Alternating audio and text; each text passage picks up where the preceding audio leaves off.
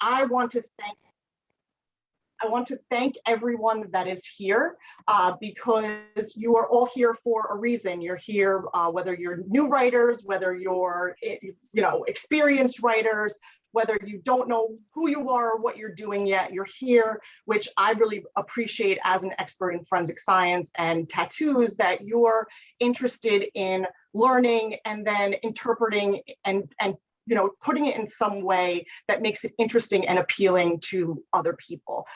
Sometimes I think I'm super boring, I'm super analytical, I'm super science nerd, but if it wasn't for writers making all of this interesting, we wouldn't have true crime podcasts, TV shows, Netflix specials.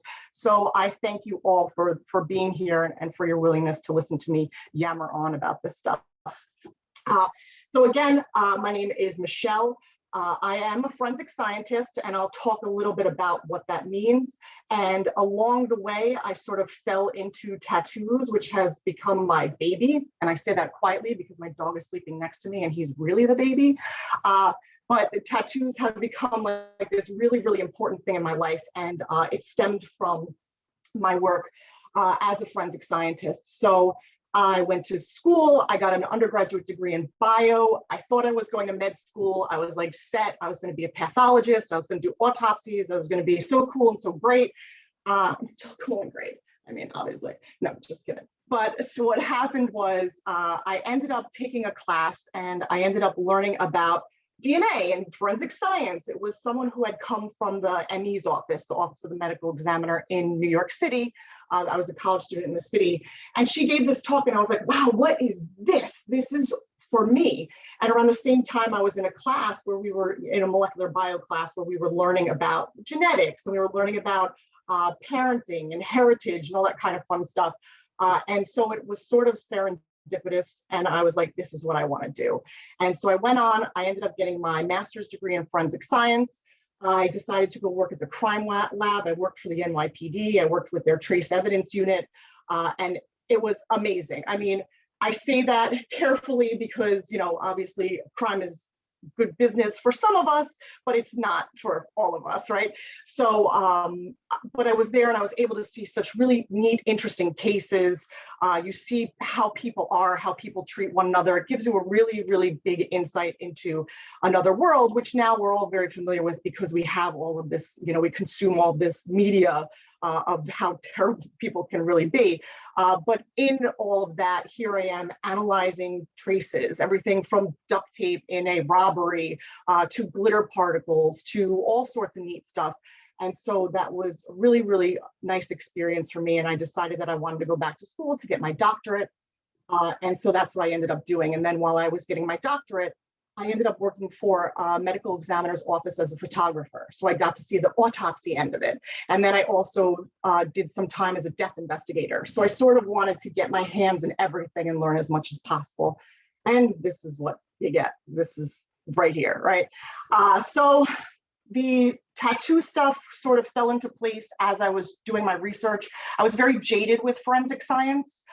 We see a lot in the news about wrongful convictions, about misinterpreting or misrepresenting evidence. We see forensic experts testifying outside their expertise. For example, I just got an article about this doctor who was claiming that he could read and see and interpret bite marks that no one else could, and there was just another wrongful conviction, another case overturned with this doctor and his bite mark evidence.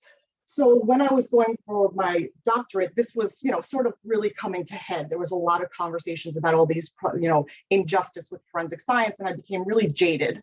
And I was not sure I really wanted to be here anymore. But then the tattoo stuff fell into my lap, and I'm going to leave that part because there's two cases that I actually encountered that I want to share with you when I get to my case study part.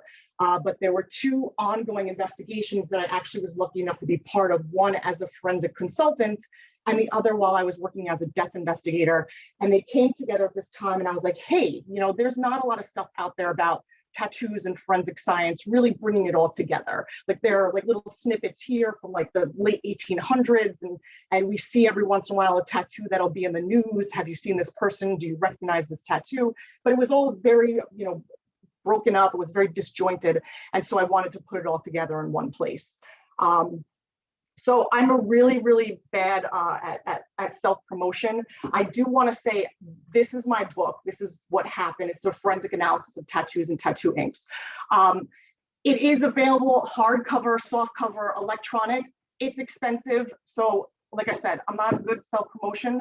What I would recommend and what I recommend to everyone, if it's not online by now, I'm sure, right, because everything ends up online, go to your local library if you're interested. A lot of libraries can either get it loaned from other libraries, or you can request that libraries get a copy, either a hard copy or an electronic copy. So it's a really nice way to get a hold of the book if you want to get some additional details or dig in a little deeper to what we talk about today. That's what I would recommend doing. Have your library buy a copy and then just take a look at it there. So that's something you may want to do. And I've also done, since this book, some more publications that are available online that deal with more current events in tattoos. And again, I'll talk about some of those case studies today. So before I move on and like jump into forensic science and criminalistics and tattoos, I do want to ask if anyone out there has any objectives or something they're looking to get out of this, because I either want to roll it into my talk or make sure I touch on it at some point so that this is beneficial to you all. So does anyone have any thoughts, or anybody want to jump on the mic and say what you may be interested in learning about? Everything. Right. All right, so, excuse me, I talk a lot with my hands all over the place, so we'll rock and roll here. Okay, so what I want to do is I want to just first and foremost introduce what forensic science is. I'm sure you've heard a gazillion times. You know, it's not going to be like a textbook definition, just like an experiential sort of background with forensic science and criminalistics, and then I'm going to jump into tattoos. So when we typically hear like the textbook definition, it's the application of sciences to matters of law. But excuse me, forensic science is much deeper than that. And there's so many facets to forensic science. I think this morning you learned about forensic anthropology, right? So there's forensic anthropology, there's forensic pathology, which are doctors or medical examiners, sometimes even coroners, right? They're responsible for autopsies, determining cause and manner of death. There are forensic toxicologists, and those are the individuals that are going to study poisons and drugs within the body. So toxicology and pathology often work hand in hand in organizations. As an autopsy is done, samples will be sent to the toxicology lab, again, to determine if there's an overdose, to determine the amount of drugs or alcohol or whatever in someone's system, to determine if it's therapeutic or if it's actually toxic, right? And this is something we hear about all the time. For example, you know, a recent case that was very public was the George Floyd case, right? There was all this talk about whether or not he had drugs in his system. And then we wait for this autopsy report, we wait for the tox report, right? And then everybody sort of comes together to look, well, were these drugs that would have just been at therapeutic level, or are these drugs that would have caused some sort of, you know, induced psychosis, whatever. So that's what a toxicologist does. And then we have another popular one is our psychiatry, our behavioral sciences, right? Our forensic psychiatry. It's one that everybody loves. If you're all Silence of the Lambs fans, right, or Hannibal fans, I love it. Eat it up. It's great stuff. I've written about this stuff. I personally believe that a lot of what we get in these fictional shows or books are excellent teaching tools for students. So I've used Sherlock Holmes, I've used Hannibal, I've used Silence of the Lambs to teach a lot of concepts because there's great stuff in them, even though they may be fiction, right? So those are all different types of forensic science. And yes, it's science applied to legal matters, but it's more than that. And another discipline is criminalistics. So criminalistics is sort of like this mishmash of everything. So that's what I am. My official title was criminalist when I was employed with the NYPD. But criminalistics is sort of like detection, recognition, identification, individualization, and interpretation of physical and now digital traces. So we tend to view the crime scene, right? Do we recognize traces? Are we recovering traces? Then identifying them, what is this? and then trying to individualize, right? And most commonly, everybody knows DNA, right? So you will go into a crime scene, you see a biological stain, whether it's just a blood stain, you collect it on the surface, you swab it, it goes back to the lab will say, yes, this is human blood, yes, it's, we can get a genetic profile from it, and yes, we can upload it to a database and look for a match, right? And I say match with quotes because really we don't like to use the term match because we're applying statistics. So even though we may have great statistics and it's one person out of 60 gazillion trillion shivadadillion, we like to apply stats and be cautious when some of you got that. I know some of you got that reference there.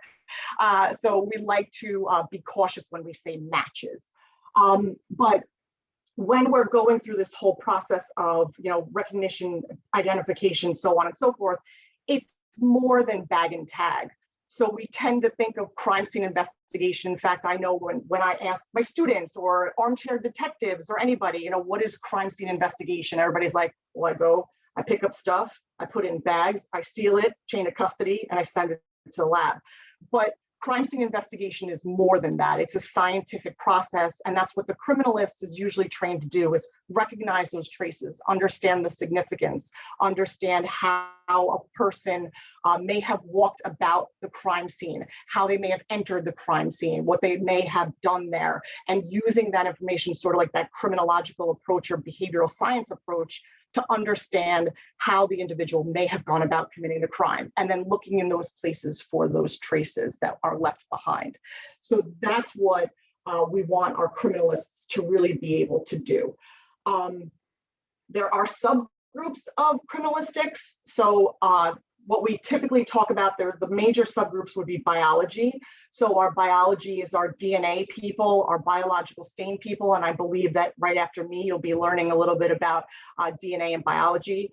So that is one big, very popular, everybody wants to know, was there DNA? Was there DNA linked to the perpetrator?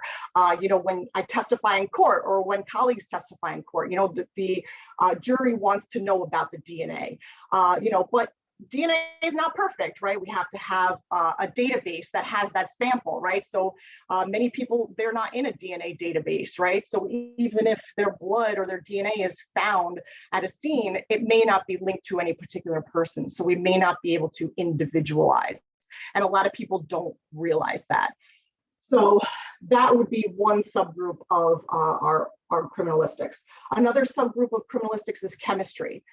This usually is our drug people.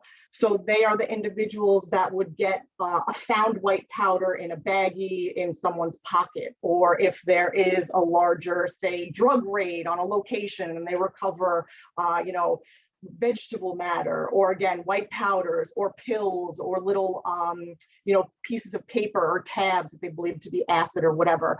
Like those will come to a crime lab, and the crime lab will analyze those to determine two things, qualitative and quantitative. What is it and how much is there, right? So is it cocaine?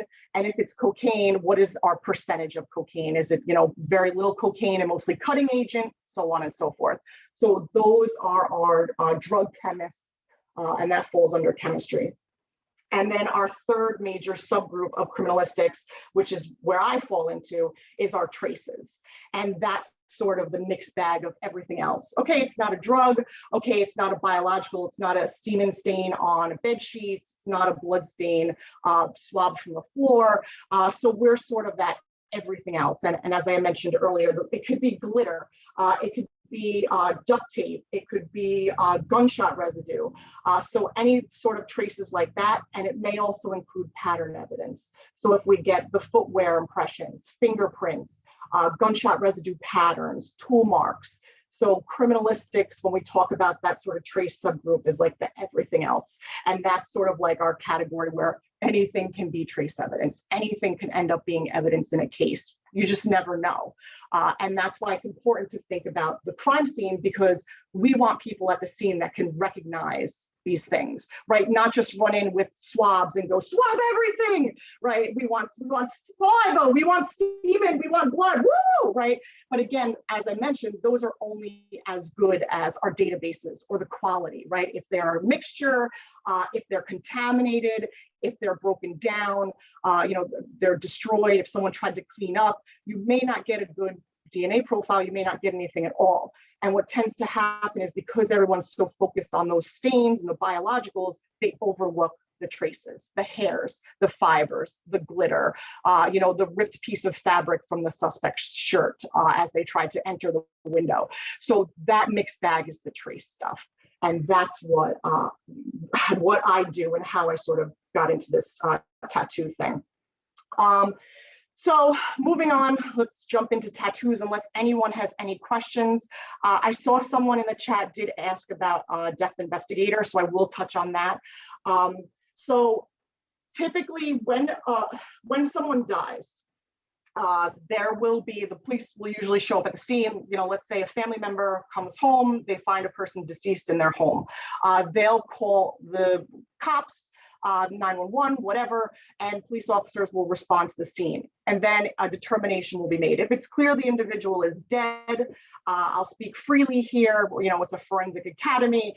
So if we're talking that they're decomposed, they're obviously dead, right? We don't get a pulse, we don't get any response from them. Then what happens is the police officers will normally call the medical examiner. The medical examiner will have jurisdiction over the body. They'll be responsible for picking up the remains and then working through the process of whatever's going to go on. I'll mention that in a second. The police officers that arrive at the scene may also determine that this is a suspicious or questionable death. So they may also make their call to crime scene investigators or the homicide team or whatever. So that's two things going on, right? We have the officers responding, and then there's sort of two responses. There's the law enforcement response, which might be homicide detectives, suspicious case, crime scene investigation, and then there's the medical examiner. And from the medical examiner's office, what'll often I'll get it, I swear. What will often happen is we'll have the death investigators that come to the scene. So they will be working for the medical examiner's office, not for the police department. And the death investigators sort of act like a proxy for the ME, the medical examiner, who may or may not show up to the scene. The medical examiner may send these death investigators. They conduct an investigation on their own, but with the homicide detective. So they're working together, but they both have their own responsibilities. So the death investigator will show up at the scene. They will photograph the body. They may photograph things at the scene. They're also looking for other information surrounding the death, not necessarily the investigation, right? The cops or the homicide detectives may be working the investigation, and the death investigators are looking for things like pills, right? Was the individual taking any prescription meds? We want to look for those. We want to photograph those. We want to see if there's a doctor involved. I've worked a death investigation case where the entire bedroom of this individual was filled with vodka bottles. So when we arrived at the scene, the individual had yellow skin, right? So those of you that may have a little bit of knowledge, right? So we see that yellow skin, that's an indication that we've got some liver destruction there. And sure enough, this person had been hiding their drinking habit from their family members. And when we opened the closet door, when we looked under the bed, when we looked in the drawers, we saw a lot of those, what's that old school, like the giant bottles of vodka, the plastic ones like that are always on the bottom shelf. What are they? Yeah, I see some of you like, yeah, it's a little rough. We need a lot of OJ to mix with it, right? But again, they had just all these bottles, right? So that for the death investigator is important, right? Because now we're looking into not only what may have caused this person's death, but here are these sort of clues. So again, we'll be working with the homicide detectives or crime scene, but we're also sort of getting information surrounding the death, because if they say, look, this looks natural or this looks accidental or whatever, they may not be pursuing it further. But the medical examiner still has to do an autopsy, still has to release a report concerning the cause and manner of death. So as a death investigator, I'm looking for those possible heroin needles. I'm looking for baggies. I'm looking for, again, we had a case with a woman who was found dead in her apartment, and no one knew. She was young. She was, she was a dancer. And so part of the investigation was finding out what are these pills that she was taking, right? They were all on these labels with Spanish writing, so they weren't from the area. And looking into it, we found out that she had gotten plastic surgery in South America. She came back, she was taking her meds, but she died from the procedure. So again, you see these weird things that take place that you never necessarily would think about. But again, it ended up not being suspicious, a homicide case, even though she died from this procedure, but still the death investigation has to go on and a death report has to be issued. Okay, I hope that answers your question a really long freaking way. Can I ask a quick question of clarification real quick? Yes. Okay, and I think Lee put it in the chat too, but it made me think like the difference, because what you're describing kind of seems like my perception of even what detectives do, but are they doing more of the investigation on the human side, like that sort of thing, and then the death investigator is really just centering in on that one topic? I just want to make sure I have it straight in my mind. So the homicide detectives are going to have this larger goal, right, of like finding a perpetrator, solving this case, looking for evidence, so on and so forth. For the death investigator, we're just looking for information concerning the death, right? Not necessarily all the peripheral stuff that comes with it. So once I get back to, Ashley, I'm seeing you're with me, so I'm awesome. So once we get back to the office, what we would do is we would call those doctors that are listed on those pill bottles. Hey, is this person currently under your care? Is this a natural or suspicious death? We may find out.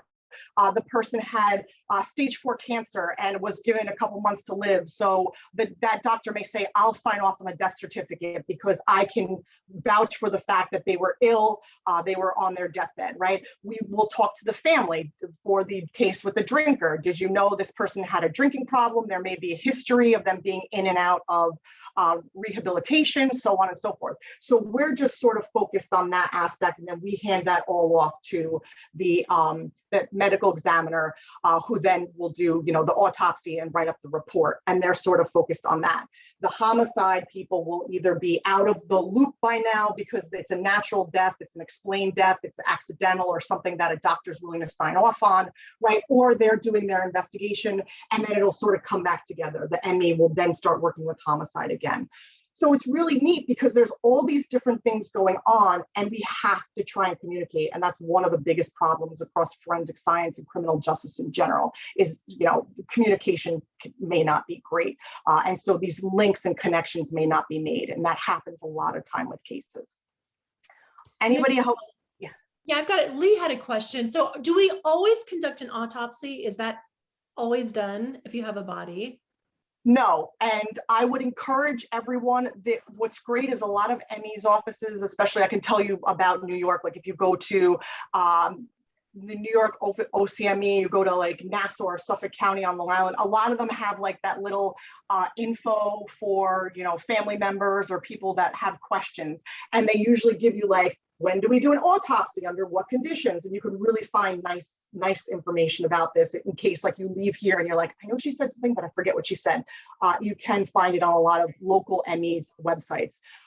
Autopsies will not necessarily be done. For example, that case I gave, we call the doctor because there's all these prescription meds there that are indications of stage 4 cancer and radiotherapy, whatever. And the doctor says, no, this person was dying. I'm aware. I've been their doctor for the past 10 years. I will sign the death certificate. And in those cases, and usually the family says, yes, we know grandma, grandpa, Uncle Sal, whatever was, in stage 4, we knew they were going to pass away. So then the death certificate will get signed and no autopsy. If the death is suspicious, if there's no clear explanation, if the person is young and healthy, like those situations where you have the kid who's, at football practice and just drops dead, right? So those cases will warrant an autopsy. And forgive me, I apologize. I'm not very, you could see the reason why I didn't become a doctor was I'm not very good with bedside manner. And sometimes I talk about these things very cavalierly, but please believe me, I have the utmost respect for everyone who does this work in the dead. So I apologize if I'm coming off a little crass. I'm just so used to talking about this, and death is such a part of my life. So I apologize when I say things like dropping dead. I hope that doesn't offend you all, and please let me know. But if we have a child that dies, or if we have a baby that dies, and we believe or we know that maybe one of the people in the household is a sex offender or has been charged with abuse or domestic violence before, right? Those will go for autopsies. But if we have cases where it's just like a natural death, there's no suspicion, then those will usually be cleared and no autopsy is necessary. Overdoses, a lot of times with overdoses, what you'll see with family members is they may be suspicious of the death. Someone may say this was an accident, accidental overdose, maybe even suicide. Family members may say, no, no, no, my child did not want to die. They were using heroin with their significant other. I believe the significant other injected them with drugs and tried to kill them. So you can see cases like that where autopsies will be done, and there may be an issue raised about whether or not it's homicide or accident or suicide. And those can get a little bit more challenging for the medical examiner.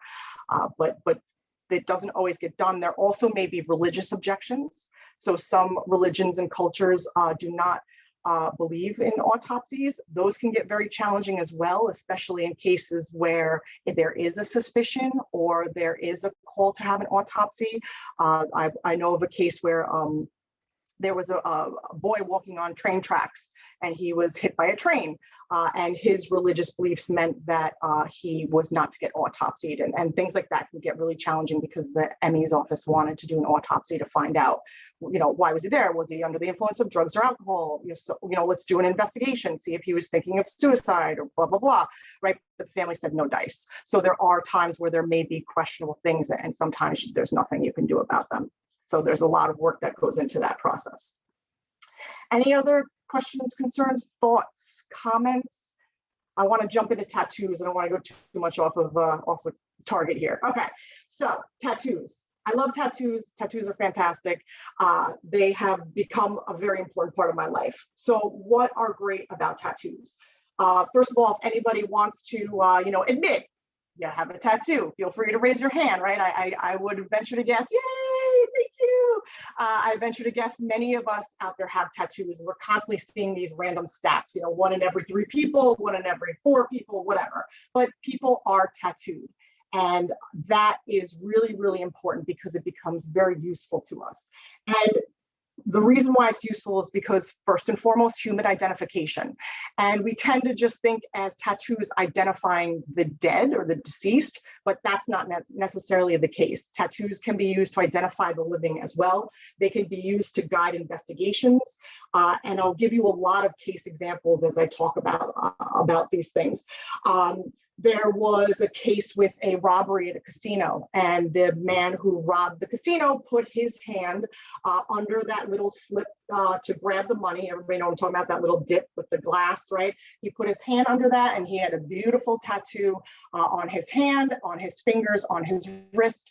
And so law enforcement used that as a tool to identify him, right? So again, remember, business can be good because we can rely on criminals to be stupid sometimes, right? Not thinking about these kinds of things. So that can work in our favor. And when I say in our favor, globally as investigators, whether you're law enforcement or forensic science. Social media as well. There have been a ton of cases with sexual assaults, child pornography, gang assaults, right? Where people are just on video, or someone's filming this, and people that are in the film have tattoos. And as you can imagine, once you start to identify one individual, then they start to implicate everybody else. So now here's this video footage, and there may be several perpetrators, but one of them has a calf tattoo that's prominently featured. Or again, you get some of these videos with these sexual assaults of young children, and the individual in the video shows their tattoo, and it is prominent, it's obvious, and now that can be used to identify the perpetrator. So there, again, can be a lot of use with tattoos when it comes to the living, not just the deceased. Some of the protesting that came out of, some things that happened in 2020, there was a woman who was throwing Molotov cocktails, and she had tattoos. And so when the FBI started releasing footage of these individuals, have you seen this person, right? She was actually wearing a shirt that had a slogan on it that they tracked down to a seller on Etsy, right? We all love Etsy. Well, they were able to track it down to an individual seller. And they were also then now they go into her social media. They went into this gal's like LinkedIn, her, all of her profile, and there she is with this tattoo. So now investigators can sort of marry everything up without necessarily going to the individual, right? That's the later step. But now here we have the tattoo from the criminal activity, and then we have the posts on social media and everything else that sort of puts everything together. So again, that's been very useful for investigators, whether it's for better or for worse, depending on how we view the context of some of these investigations. So missing unidentified persons. In fact, we just saw it with the Gabby Petito case, if any of you are following that, for better or for worse. But again, they identified someone that they thought may have been her boyfriend, the perpetrator, but the individual had a tattoo. And then they came back and said, no, this guy has a tattoo, that guy doesn't have a tattoo. So again, these tattoos can even play these little minor roles, and they appear, and you may not even notice them involved in these cases because they just may be little bylines, little lines in a whole entire story, but they're there. So again, missing unidentified remains is a huge deal. And again, I'm going to give you a case example with that. Another way that these tattoos can be used in addition to human identification is interpretation and meaning. And this one can get a little bit wonky. Those of you out there with tattoos, you may have a tattoo with some sort of meaning or significance to you, whether or not you choose to tell people or let people know, right? It may be something personal to you. Unfortunately, the general public and or law enforcement will try and get meaning from tattoos, which can be good or bad. The obvious examples, right, when we're seeing again some of these protests, when people are talking about the incident in January, right, we're seeing tattoos of white supremacy, right? So not only are these tattoos being used to identify the individual, but they're also being to link people to certain groups, right? Whether it's white supremacists, whether it's a particular gang, whether it's a certain organization. So that's typically what we think of when we think of like a straightforward, interpretation of meaning. But people screw this up all the time. For example, there was someone that was photographed in the White House that had a tattoo, and everyone's saying, white supremacy. And then someone came forward and said, no, that's a logo from a video game, everybody chill out, right? So again, these are where things can get a little wonky because our interpretation may not go so well. And I've seen that being very problematic with cases because law enforcement or the media may interpret the tattoo and then release that information to the public. So the case may be ignored, it may be overlooked because they're not actually releasing the tattoo, they're trying to interpret it. But that can happen with gang tattoos, memorial tattoos, personal meaning, general social meaning, or these just very broad interpretations, which can be good or bad. I personally am an advocate for just releasing a photograph of the tattoo.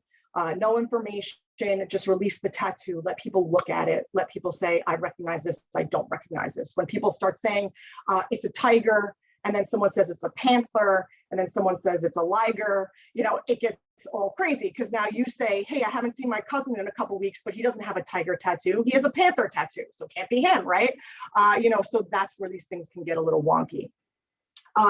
Reconstructions to support or refute events. Again, we can look at if a person says they're in a certain place or not. So that can, of course, tie into our human identification.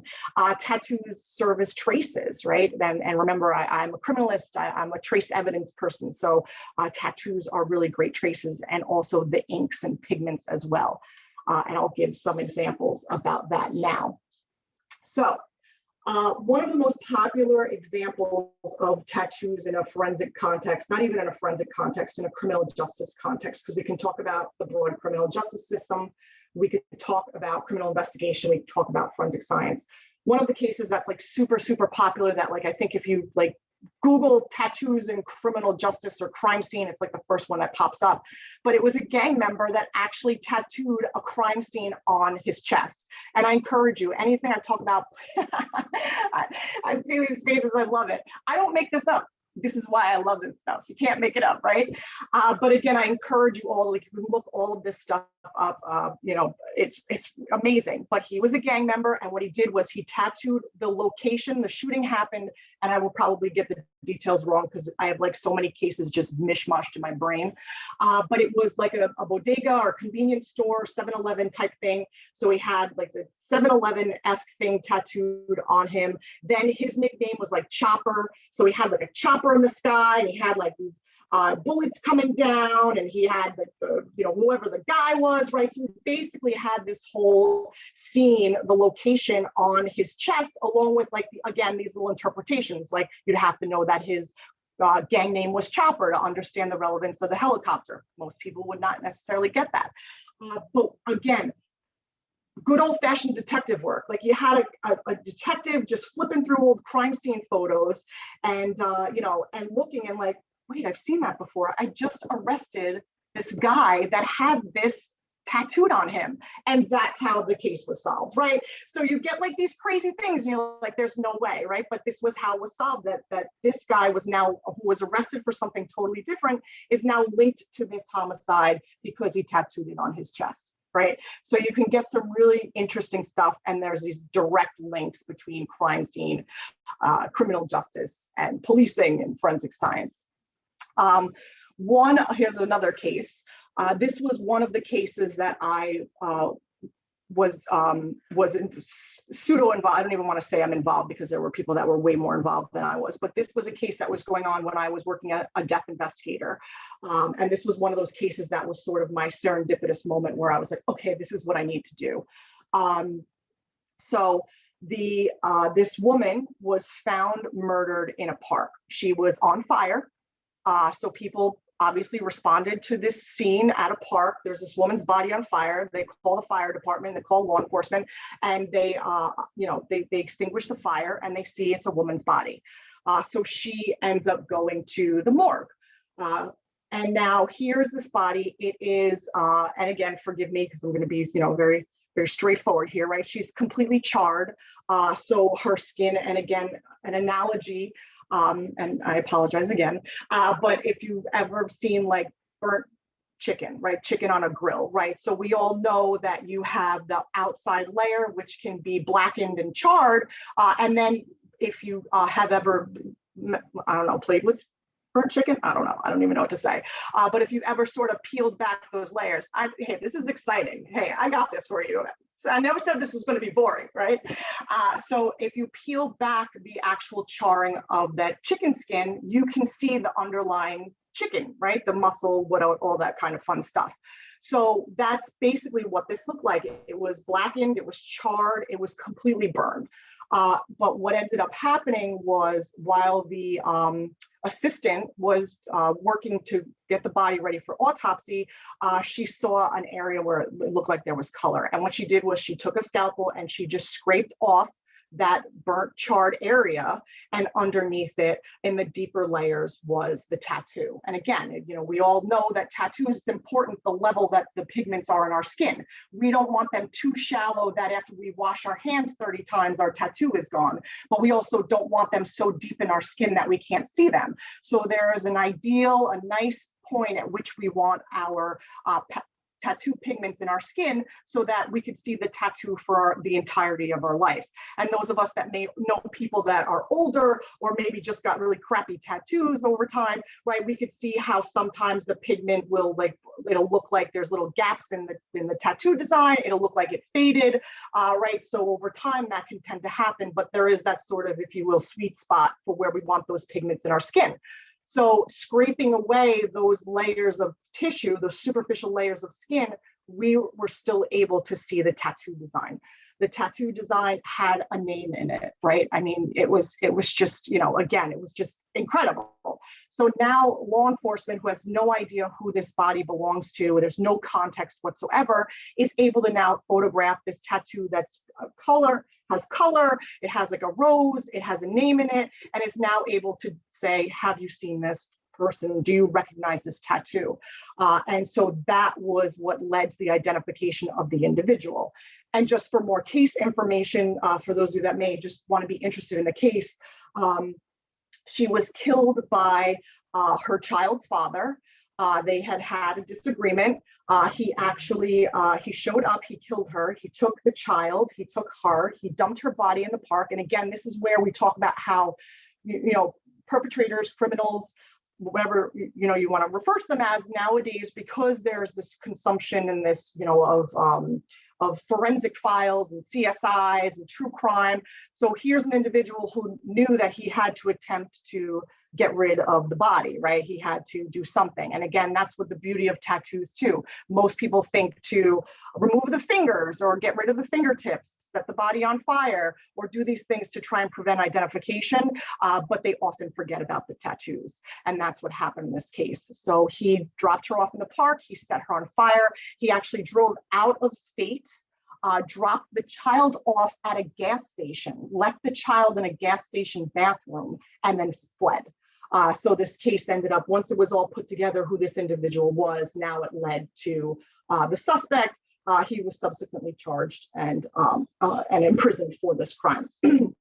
But again, that was one where here's the tattoo, and simply by removing the layers of skin, and that's one of the things I teach to people in the forensic field, right, is we can have decomposed bodies, we can have burned bodies, we can have people that are waterlogged, they end up in the water, but if you look at those deeper layers of skin, the tattoo will usually still be there even after we lose facial features, we lose fingertips, all those kinds of things. So if you know how to look for or enhance the tattoo, whether it just be by scraping superficial layers of skin or using things like infrared photography, sometimes you can get deeper into the skin to resolve those pigments, to resolve the design. And so this is a case where that was what happened. So decomposed, mummified, burned.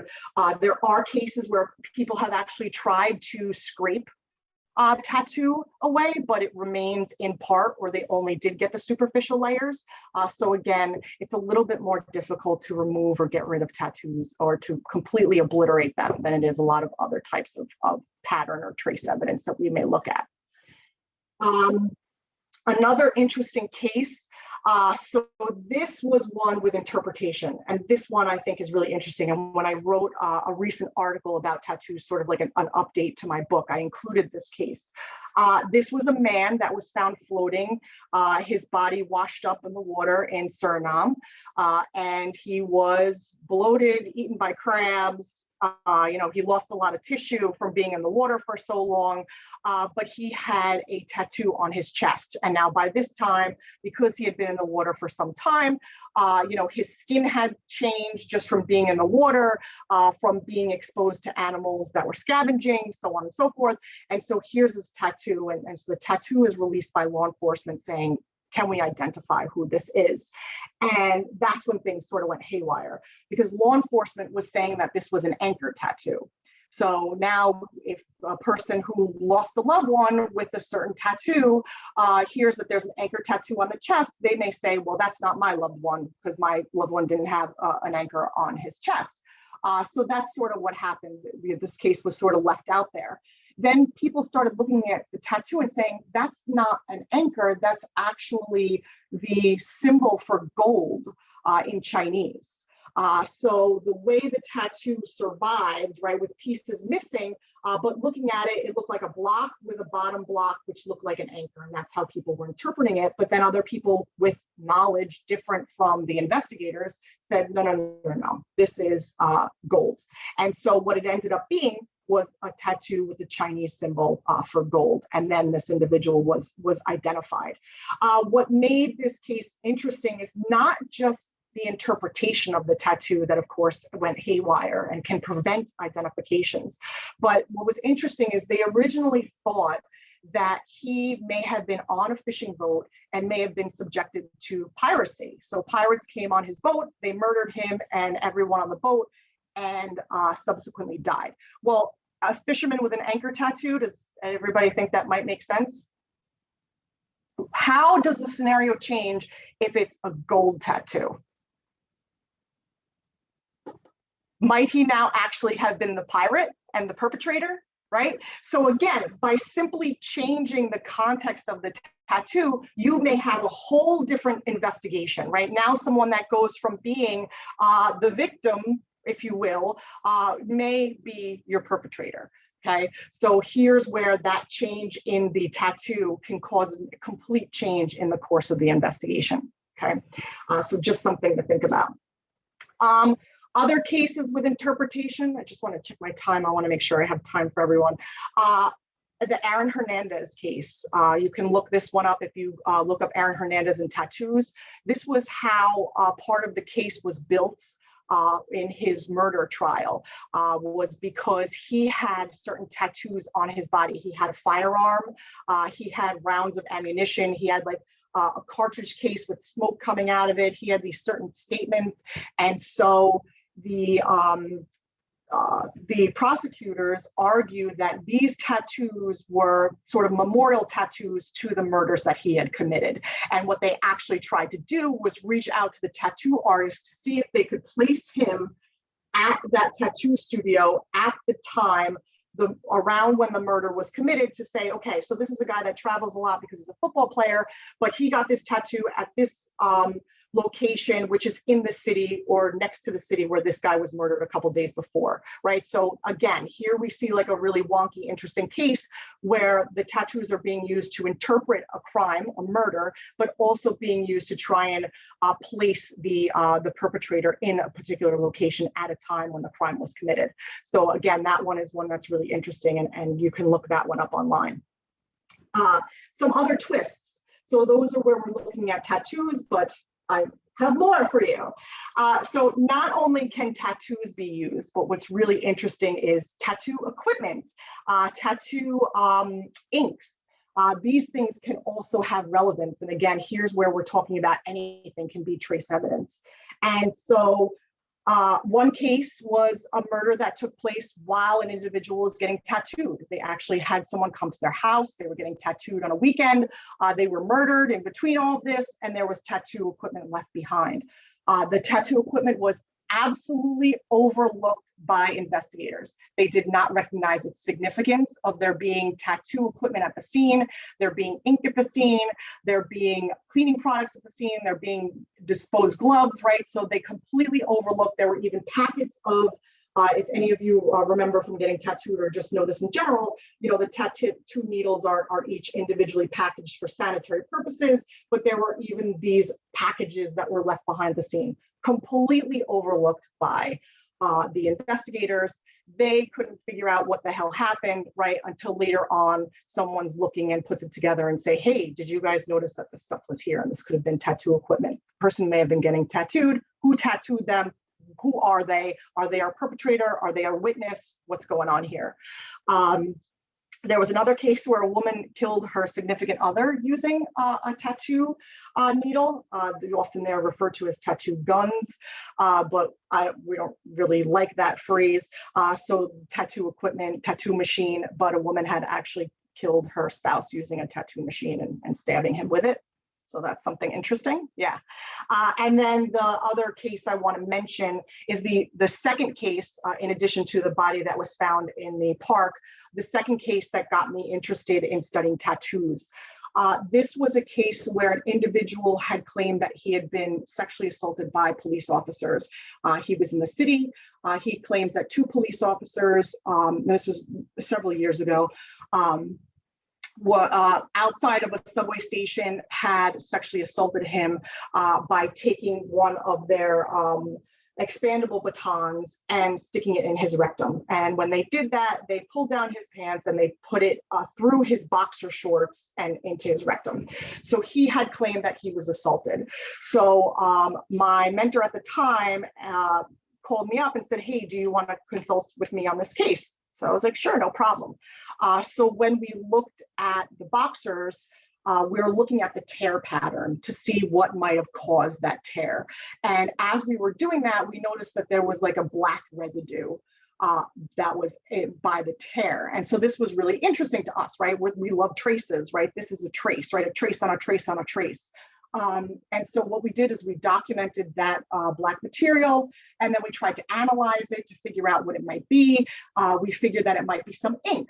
And so when we spoke to the lawyer, we said, look, we have this weird black material, this like residue that's on these fibers at the edge of this cut. We're just, we're trying to figure out what it is. We think it's a black ink, but we can't really go much further than that at this point.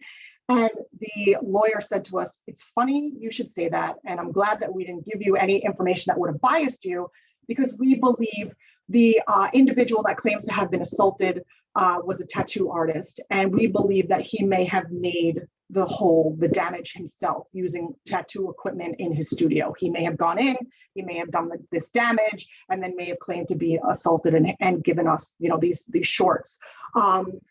So needless to say, that the case played out, and the officers, I believe, were found not guilty. And the case sort of like went by the wayside, and the individual decided not to pursue the case any further in terms of any civil suits or anything. So it was presented and believed that he may have actually damaged the clothing himself with the tattoo needle, left behind these traces that who would think that they would end up there, right? And then may have sort of set up this whole story. And so that was really an interesting case, because here we are trying to figure out what this ink is, and was really no database. There was no information about tattoo inks and tattoo pigments, what they are, what they contain, how they've been applied to forensic investigations. So at the same time, here's this case where this tattoo is being recovered from human remains that have been damaged. Also, here's this case that I'm working on where tattoo inks may be involved in or tattoo, needle or machine may be used in the commission of a crime. And so those two things kind of happen at the same time. And I was like, this is where I'm meant to be. I'm meant to be studying tattoos and tattoo inks and pigments and just putting this all together and having one main resource. And so that's how I ended up sort of doing what I do now. Ta-da! So I'll stop there because I've talked so much, and I was hoping that, would have a little more dialogue with everyone, because I don't want to just yammer. So if anybody, I guess, has any questions, concerns, thoughts, any ideas, anything. I have a question. Yes. How often do you have to trace the tattoo all the way through the tattoo artist? I don't have any number that I could give you to say 1 in every 14, but it happens a lot. There are some cases where law enforcement just has no leads. And so what they will do is they will try to go to tattoo artists to say, do you recognize this work? Maybe it's not yours, but is this a design or style that you would know that an artist does, especially if they have something unique, maybe like a Japanese style, or Irizumi, if they have this sort of Americana style. So I don't have a value of how many times it actually goes that far. I would really say it's up to the discretion and the energy and will of the detectives investigating the case. But there are occasions where they have gone to tattoo artists. In fact, there was one that's very popular that I see, and I often post it on my social media every once in a while because she's still unidentified. But there was a story in the New York Times about it because law enforcement reached a point where they were getting no leads, and someone said, hey, go ask the tattoo artists in the region. And they brought the tattoo artist in. They tried to have a tattoo artist reconstruct the design, which I'm not thrilled about the results, because again, it gets into interpretation. And I think that the tattoo artist used a little bit of his artistic liberty to recreate the tattoo, which may lead to a misidentification. But that's another story for another day. But yes, tattoo artists may be called in to either figure out and say, hey, it was me who did this, or it was done in my shop. Or, hey, that looks like so-and-so who does a lot of that. Just as another note in this, again, this Gabby Petito case, earlier this past week, they did track down the artist that had done matching tattoos for her and her boyfriend. I think it was before they went on their little journey. So tattoos have gotten a little attention with this case because they both got hand tattoos and a couple other tattoos. But in that case, whether it was law enforcement or media, just because this is such a high profile case, but someone ended up tracking down the tattoo artist, and they actually posted online the waivers, like the safety and health waivers that they signed and the dates that they got these tattoos. So it does happen. I have a question. So you mentioned something about the pigments and some of like the equipment and things, but I'm mainly thinking about the pigments. Are you able, if you were to have a body, you mentioned like being able to scrape it and kind of see it using infrared lights and that sort of thing, but are you able to like take a sample or of some sort and figure out like where the pigments kind of come from, like if there's like a specific brand that had, I mean, do you see where I'm going? Like, can you get that minute? Go ahead. Sorry, Ashley. Yeah, I didn't know if you could like get that deep into, you know, like certain, I imagine, I don't have any tattoos myself, but I imagine that different tattoo artists probably use different types of inks and that sort of thing. And even like being able to see where, you know, maybe tracing things that way. I don't know. I'm just curious about if you can drill down that deep into. You are on the right pigments. track. That was a huge part of my doctoral dissertation, actually, because it was forensic science. So I did have to do some science. I actually did end up getting tattooed myself because I wanted to see if we could detect the pigments in human tissue. So I got a tattoo. This is actually a design from a mummy that was found gazillion years ago, a female mummy that was believed to have high status in her society. And I had it colored with all sorts of different colors, because I wanted to see if we could detect the pigment in living skin. And I also took pig skin. That was fun going to the butcher and asking just for a big blob of pig skin. He was like, whatever, I don't even know what to do with you. But I had a tattoo artist tattoo that as well. So what I did was I looked at the pigments themselves. I bought a bunch of pigments from different countries. I got tattoo inks from Brazil. I got them from the US. I bought some online from China. So I got all these different types of tattoo inks. And I looked at them microscopically. I looked at them with all different types of analytical instrumentation that you'd find in a crime lab. I wanted to see what they look like microscopically, what their chemical composition is, with the goal of seeing first and foremost, can you tell what they're made of, but also can you start to batch them and figure out if there's differences. So in addition to just looking at the tattoos from the bottles, then I also looked at them in skin to see, like, does skin interfere? Can you get them? And then the skin was either living or dead. And everybody thought I was nuts because I was blasting my arm with lasers. There was like a whole group around and I was like, and then nothing burned and they all freaked out. It was fantastic. I made it fun, right? But so what I found is, yes, you can detect the pigments, obviously in the bottle. You can detect them in living and deceased skin and mummified skin, all sorts of fun stuff. To be able to, now that's identification, right? But going to individualization is a little bit more challenging because a lot of the pigments are the same. So a green pigment used here, pigment green is likely to be the same pigment green that a lot of manufacturers use. So that may not be so individualizing.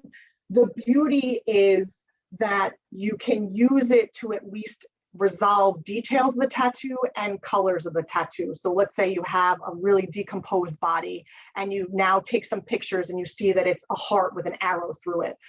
You can go in and tattoo and say, hey, this heart has red pigment. So now we know it's not just a heart, but it's a heart that was likely red at some point. We can look at the arrow and say, hey, a part of the arrow had a little bit of yellow in it, right? So now we can sort of reconstruct. We may not be able to say this was tattooed with Brazilian tattoo ink or made in the USA tattoo ink, but we can get information about colors when it may not be obvious. I have a question.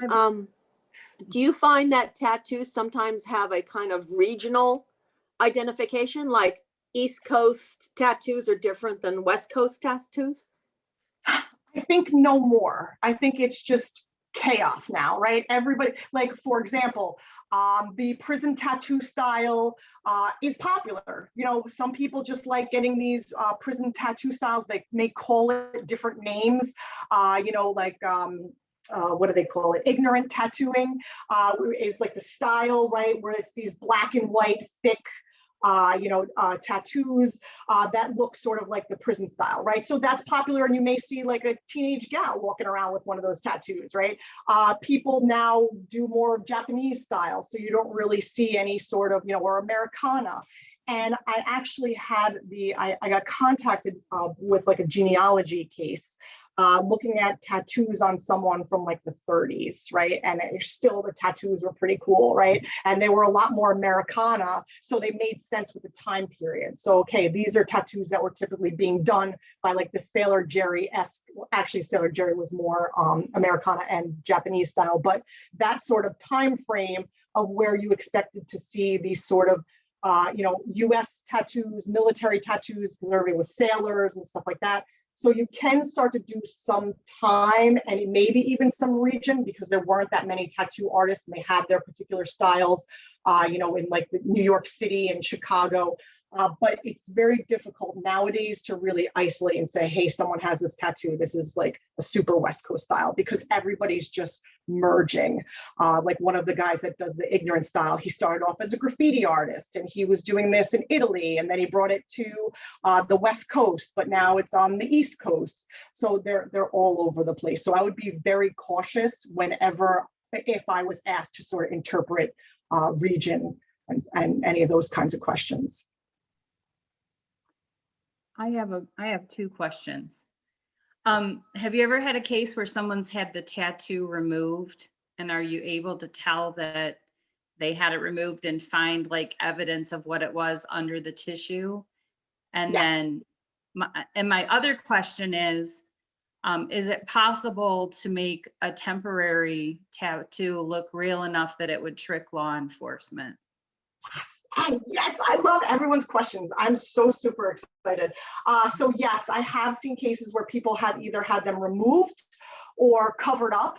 And yes, we can use tools to be able to resolve the original tattoo. So we could see, for example, actually some of my students have been really awesome, and like some people have been a little weird. They're like, do you want to see my tattoo? And they go for their pants. And I'm like, no, don't. So sometimes people, sorry about that, for those of you that were wearing AirPods. But yeah, I've had some people that really want to show me their tattoos or their cover-ups, and they go to move their pant line. And I'm like, whoa, let's wait. But yeah, so people have had cover-ups and things like that, that they've actually let me photograph and I could say, hey, you have a rose now, but you originally had a flower with your name in it, and they're like blown away. So yeah, so removals and cover-ups will still leave the original design behind, and we can detect that. And I also had some grad students that recently did some really awesome work with temporary tattoos. And yes, temporary tattoos are a lot better now. They sell temporary tattoo inks where people can do their own style, or potentially take the ink to a tattoo artist or any artist to actually do a very artful design and make it look real. And yes, even now with temporary tattoos, they can look very realistic. And I had a case with a missing persons where it was the infinity symbol with like something in it, and someone came to me and they were like, what do you think about this? What does this tell us? We're looking for this individual. And I said, this looks like a temporary tattoo to me. And if you're talking about someone who's 16 or younger, chances are no one would tattoo them, you know, because they're age. So this is probably a temporary tattoo. And a little while later, the individual came back and said, yep, it was a temporary tattoo. But that was a case where investigators thought it was a regular tattoo. So yeah, it happens. Can I ask a follow-up question? So if a tattoo has been completely removed, what does the surface look like? Like, how would you know that that was a former site of a tattoo?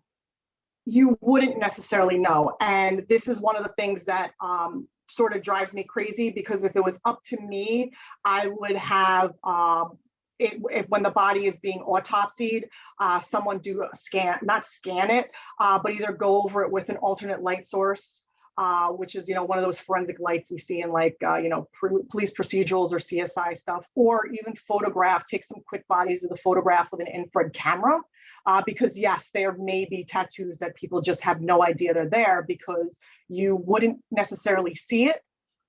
Even if sometimes there are remnants, if you look really closely, you could see the design still there, especially if it was like thick black pigment that was used to make the outline. But yeah, if you don't look and you don't see it, you'd never know. And how many cases, you know, where there may have been a tattoo, we'll never know. But then it would still be like in the deeper tissue, it would still be there?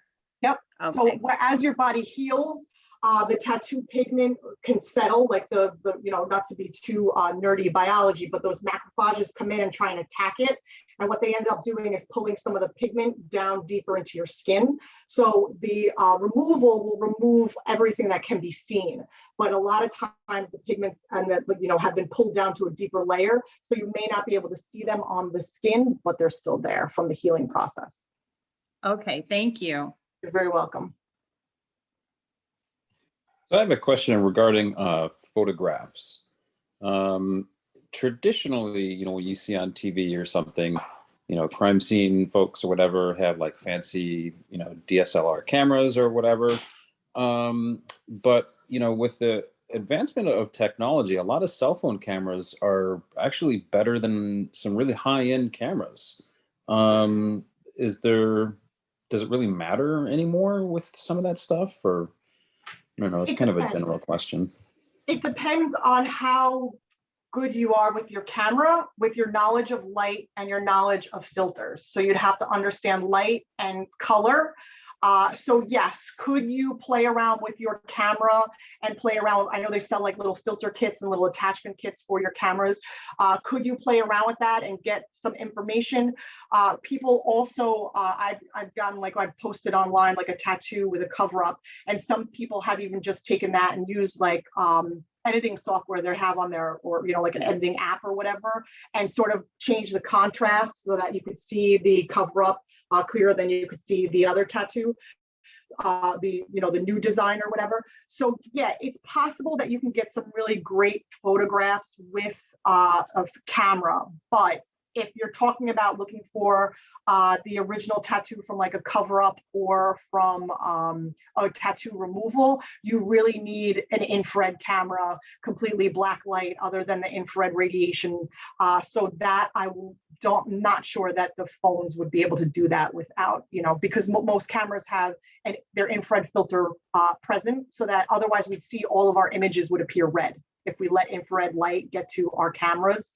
So a lot of cameras have a filter there that blocks all of that. So you'd have to remove that filter and then use additional filters to resolve it. So I'm not convinced that that current cell phones would necessarily be able to do the job that some real cameras and alternate light sources can.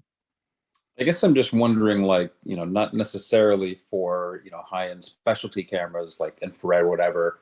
If you're at a crime scene, if you have, that death investigators running around with, their cell phone taking pictures, or if that is just not something that anyone would ever do.